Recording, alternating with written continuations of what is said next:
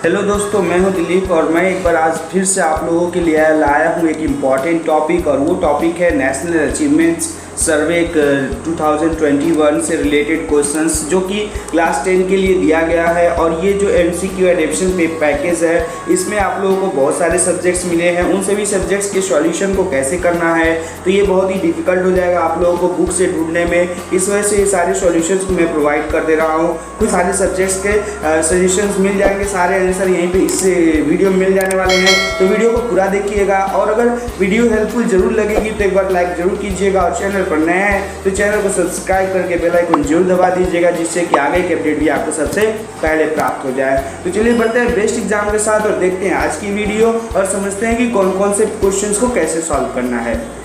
कर लिया होगा।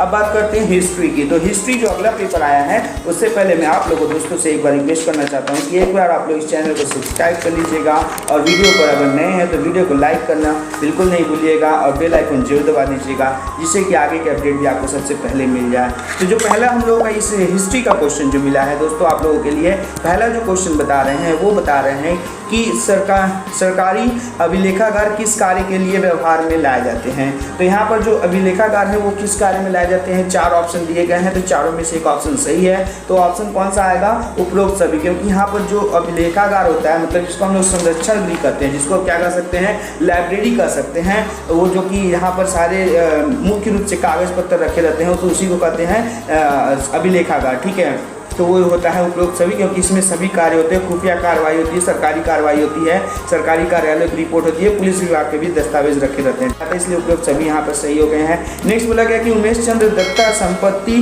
वामबोधिनी एक अवधि पत्रिका थी और वो क्योंकि वो क्यों थी ऐसे पत्रिका, क्योंकि वह जो पत्रिका थी यह एक मासिक पत्रिका के रूप में प्रकाशित हुई थी। सबसे पहले ये जो कैसे प्रकाशित हुई थी, यह मासिक पत्रिका के रूप में प्रकाशित हुई थी। तो option number B question number 2 का महिला शिक्षा और महिला अधिकारों के संबंधित नहीं था।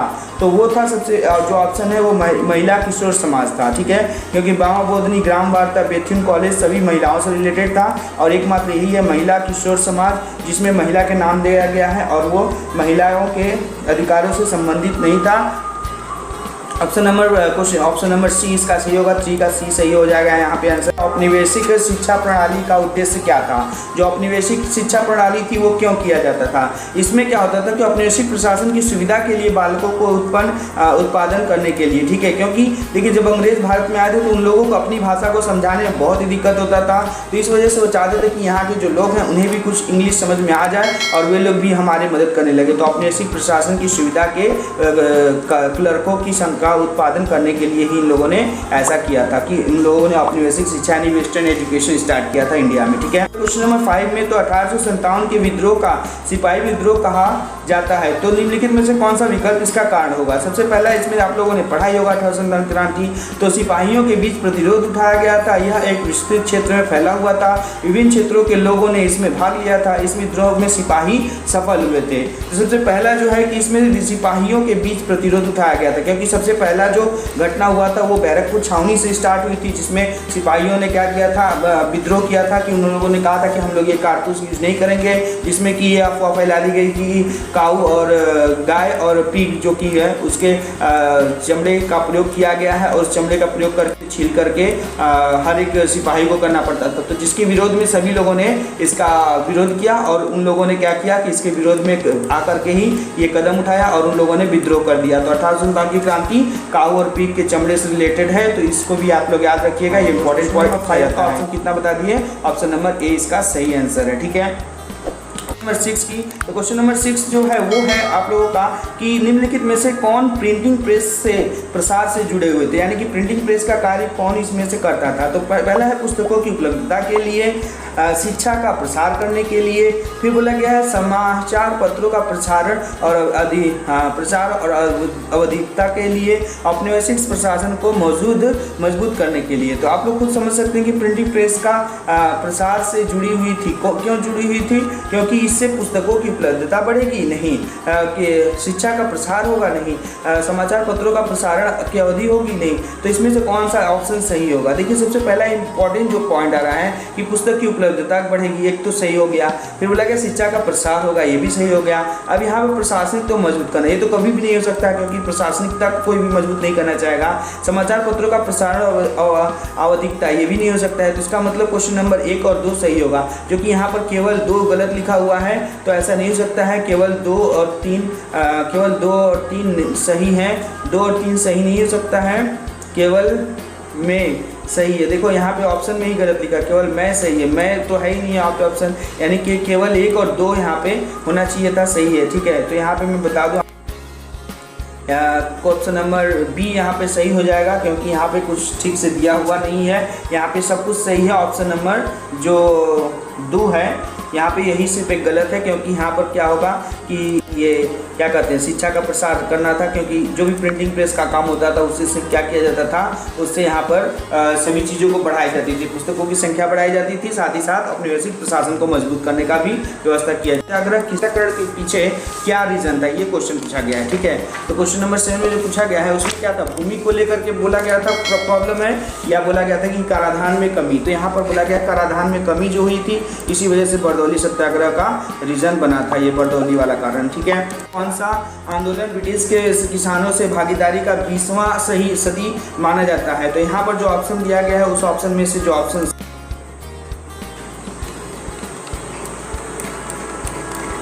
एक मिनट, यहीं पे तो था 1 नंबर क्वेश्चन।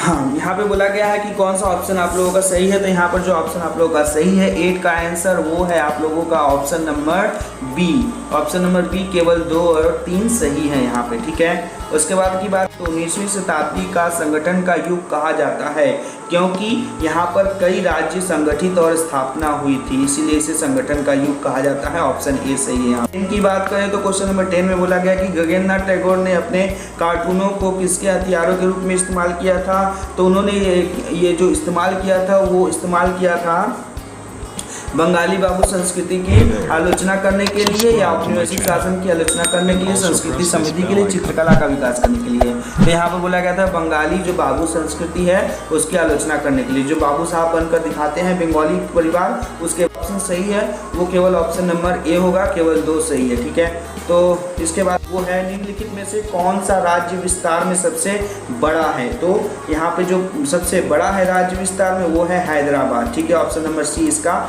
करेक्ट आंसर है 11 का। गठन आयोजन 1953 का गठन किया गया था, किसके बदौलत किया गया था, क्योंकि इससे सीमाओं को नामांकन हेतु किया गया था, सीमाएं जो थी राज्यों की उसको डिवाइड करने। वहीं आगे की बात करें क्वेश्चन नंबर 13, तो क्वेश्चन नंबर 13 जो है वहाँ पे बोला गया कि ब्रिटिश सरकार ने कम्युनिस्ट नेताओं को गिरफ्तार किया और उसे मेरठ षड्यंत्र केस के लिए शुरू करने का उद्देश्य क्या था। तो इसका जो उद्देश्य था वो था राष्ट्रीय आंदोलन को कमज़ोर करना। ठीक है, ये जो था ऑप्शन ये है राष्ट्रीय आंदोलन को कमज़ोर करना। ठीक है, यहाँ पे जो क्वेश्चन नंबर 14 में बोला गया है वो क्या बोल रहे हैं, देखिए कि संथालों ने उपनिवेशवादों को लेकर के जो बात कही गई थी उसमें क्या कही गई थी। संथालों ने उपनिवेशवाद शासन का विरोध किया क्योंकि उपनिवेश शासन की प्रतिक्रिया थी, बाहरी लोगों का जबरन वसूली चल रहा था, धर्म परिवर्तन हो रहा था, रेलवे का विस्तार हो रहा था। तो यहाँ पर देखिए सबसे ज़्यादा जो संथालों का विद्रोह चला था वो क्यों था, क्योंकि वे लोग धर्म परिवर्तन से प्रसन्न नहीं करते थे। ठीक है, और औपनिवेशिक शासन की प्रतिक्रिया तो चली रही थी, बाहर से लोग आकर उनका जबरन लूट कर रहे थे और साथ साथ रेलवे का भी विस्तार कर रहे थे। तो ये सब चीज़ें उन्हें पसंद नहीं आई, इसी वजह से ये चारों ऑप्शन सही होगा। लेकिन यहाँ पर जब कोई ऑप्शन ही नहीं दिया ऑल ऑफ द करेक्ट, तो हम लोगों को यहाँ पे ऑप्शन था, यहाँ पर जो है कि रेलवे का विस्तार से उन लोगों ने नहीं किया था। ठीक है, देखिए तो यहाँ पर नेक्स्ट जो बोला गया है सचिंद्र नाथ क्या नाम है, सचिंद्र प्रसाद बसु द्वारा एंटी सर्कुलर सोसाइटी का गठन किस उद्देश्य से किया गया था। तो इसका जो ऑप्शन हो जाएगा वो हो जाएगा आप लोगों का निष्कासित छात्रों को पढ़ाने के लिए। निष्कासित छात्रों को पढ़ाने के लिए जो ऑप्शन है सही है। क्वेश्चन नंबर 16 की बात करें तो जूनागढ़ को भारत में मिलाया गया था, कब मिलाया गया था? 1948 में। ये है 1948 का ऑप्शन नंबर बी सही हो जाएगा। 17 की बात करें तो क्वेश्चन नंबर 17 जो है उसमें पूछा गया है कि निम्नलिखित में से कौन सी संस्था ने इल्बर्ट विल विवाद पहल की थी? तो इसमें जो ऑप्शन है वो है इंडियन एसोसिएशन, यानी कि जिसको हम भारतीय समाज भी कह सकते हैं, ठीक है। इंडियन एसोसिएशन ने किया 17 का। क्वेश्चन लास्ट क्वेश्चन की बात करें तो ब्रिटिश सरकार द्वारा 1872 में अधिनियम 3 का शुरुआत निम्नलिखित में से किसके कारण हुआ था? तो ये हुआ था सती प्रथा के लिए हुआ था, ठीक है। सती प्रथा को समाप्त करने के लिए हुआ था, क्योंकि इसमें सती प्रथा नहीं आता था और सभी चीज़ें इसमें आ जाती थी, ठीक है।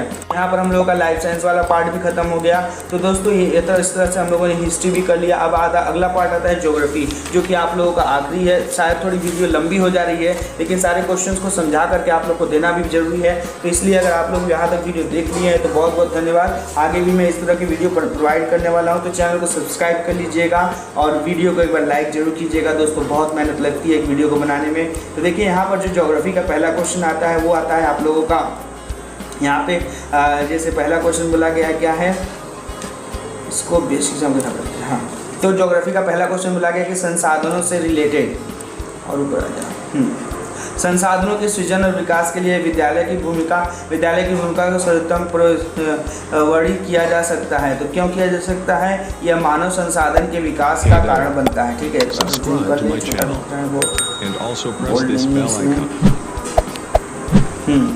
तो ऑप्शन नंबर सी इसका सही हो जाएगा, ठीक है। ऑप्शन नंबर सी 1 का सी होगा, ठीक है। उसके बाद क्वेश्चन संसाधनों में सतत उपयोग में किए जाने वाले आमतौर पर से निम्नलिखित में से कौन सा उपाय नहीं अपनाया जा सकता है? तो वो है लैंड फिलिंग का। लैंड फिलिंग का जो ऑप्शन है वो नहीं किया जा सकता है। ऑप्शन में बात करें तो क्वेश्चन नंबर 3 में बोला गया कि में से कौन सा सहभागी वन संरक्षण का एक उदाहरण है?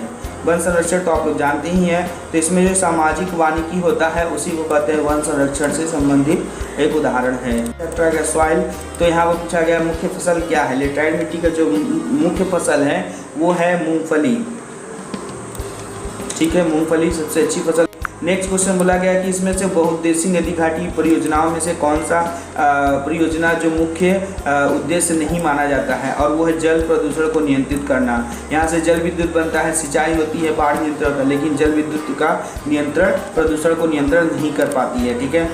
नेक्स्ट 6 की, तो निम्नलिखित में से कौन सा एक ऐसा अधिक खनिज का उदाहरण है जो कि बहुत ज़्यादा अच्छी तरह से खनिज माना जाता है? तो वो सबसे अच्छा खनिज होता है कोयला, सबसे अच्छा खनिज माना जाता है और ये बहुत ही कार्य के रूप में यूज होता है। क्वेश्चन नंबर 7 की बात करें तो निम्नलिखित में से कौन सा ऊर्जा गैर परंपरागत ऊर्जा के स्रोत के रूप में माना जाता है? तो वो है पशु मलमूत्र, ठीक है। ये गैर परंपरागत, क्योंकि भूमि ताप, सूरज की रोशनी और ज्वार ये सब क्या है? परंपरागत है। तो गैर परंपरागत में क्या आएगा? ये जो बायोडाइवर्सिटी के अंतर्गत आता है बायोमास, वही आता है, ये उपयोग करते हैं। नेक्स्ट की बात करें अगर तो यहाँ पे बोला गया क्वेश्चन नंबर 8 में कि एक उद्योग जो आमतौर पर पूर्वी से पश्चिम भारत के स्थान परिवर्तन से गुजर रहा है वो है, तो वो कौन सा हो सकता है? लोहा और इस्पात का उद्योग हो सकता है, जो कि बहुत तेजी से पूर्व से पश्चिम की तरफ घुमा हुआ है। नेक्स्ट बोला गया निम्नलिखित में से कौन से 2 स्थान भारत में सबसे लंबे राष्ट्रीय राजमार्ग से जुड़े हुए हैं? तो एक है सबसे लंबा राजमार्ग और वो है वाराणसी से कन्याकुमारी, नॉर्थ टू साउथ बोला जाता है, नॉर्थ टू साउथ डोर कहा जाता है इसको, ठीक। नेक्स्ट क्वेश्चन की बात करें तो निम्नलिखित में से कौन सा उद्योग भारत के विभाजन से सबसे अधिक प्रत्यक्ष रूप से है? वो है सबसे ज़्यादा प्रभावित था और था जूट, क्योंकि सबसे पुराना जो टेक्सटाइल कंपनी थी वो भी जूट से रिलेटेड थी। तो यहाँ पर सबसे ज़्यादा विभाजन से सबसे ज़्यादा प्रभावित हुआ था वो था जूट का इंडस्ट्री, ठीक है। नेक्स्ट की बात का सबसे पर्यावरण अनुकूल माना जाता है, तो सबसे ज़्यादा जो अनुकूलन माना जाता है वो है एक मैनुअल रूप से संचालित नाव, ठीक है। जिसको हाथ से हम लोग नाव चलाते हैं वही सबसे ज़्यादा पर्यावरण के अनुकूल माना जाता है, क्योंकि यहाँ पर हवाई जहाज में भी ईंधन का प्रयोग होता है, एक निजी कार में भी होता है, एक बस में भी होता है। ये सब फ्यूल से चलते हैं, तो इन सभी में कुछ न कुछ तो जल करके निकलता है जिससे कि पर्यावरण को नुकसान पहुंचता है। लेकिन अगर हम लोग एक नाव को हाथ से चलाया जाता है, आप लोग तो जानते हैं कि नाव में एक ऐसे चप्पू होता है जिसको हम लोग क्या करते हैं? पतवार करते हैं, शुद्ध हिंदी में इसको क्या कहते हैं? पतवार करते हैं। और ये पतवार क्या करता है? नाव को चलाने में मदद करता है, ठीक है। इस तरह के नाव को चलाने में हम लोग इसको मदद करता है और ये बहुत ही हेल्पफुल होता है नाव को चलाने के लिए। तो इसमें कोई भी एनर्जी नहीं होता है, बॉडी एनर्जी से चलाया जाता है, इसी वजह से इसे हमने कि यह पर्यावरण के अनुकूल साधन माना जाता है। यदि आप भारत में कॉफ़ी के बागान में हैं तो आपको अवश्य ही जानना चाहिए तो आपको कहाँ होना चाहिए? अगर आप कॉफ़ी के मैदान में है तो आपको कहाँ पर होना चाहिए? क्योंकि कॉफ़ी की सबसे यानी कि उड़ीसा, तमिलनाडु, इन सब एरिया में सबसे ज़्यादा मात्रा में कॉफ़ी होती है। तो ऑप्शन नंबर ए इसका करेक्ट आंसर हो जाएगा। तो निम्नलिखित में से कौन सा कथन ऊर्जा से गर्म परंपरागत स्रोतों के लिए लागू नहीं होता है? तो यहाँ पर जो बोला गया कि कौन सा लागू नहीं होता है, तो ऑप्शन नंबर इसका सही जो हो जाएगा 13 का, वो हो जाएगा ऑप्शन नंबर बी। क्या हो जाएगा? तो आसानी से उपलब्ध नहीं होते हैं। ठीक है, option number B. Question number 14 की बात करें तो क्वेश्चन नंबर 14 में जो दिया गया है वो है कि अत्यधिक तौर पर संचार का वह माध्यम जो ढाल के वर्षा के विस्तार रूप में बढ़ा दिया जाता है, तो यह होता है टेलीग्राम। ठीक है, विस्तार के कारण बंद हो गया। ठीक है, क्या हाल ही में वर्षों में भारत में विस्तार अधिक रूप से नहीं होता है, तो वो है टेलीग्राम। ठीक है, अब जो टेलीग्राम है वो बहुत ही कम रूप में यूज किया जाता है। ठीक है, आप लोग देख लीजिए 15 में तमिलनाडु में कोयम्बटूर दक्षिण भारत का सबसे बड़ा सूती कपड़ा उद्योग है। निम्नलिखित में से कौन सा उद्योग विकास के लिए सबसे जिम्मेदार नहीं है? तो इसमें बोला गया है कि कौन सा जिम्मेदार नहीं है, तो यहाँ पर ऑप्शन हो जाएगा कम विकसित परिवहन और संचार हो जाएगा। क्वेश्चन नंबर 16 की बात करें तो यहाँ पर बोला गया है कि वाटर रोड प्रबंध का मुख्य उद्देश्य क्या था? वाटर रोड यानी कि जो जल के रास्ते होते हैं उसके लिए कौन? मौसम के दौरान पानी की आपूर्ति। जब मौसम सूखा रहेगा तो पानी बहुत कम रहेगी, तो शुष्क मार्ग हम लोग जल वाटर का प्रयोग नहीं कर सकते हैं।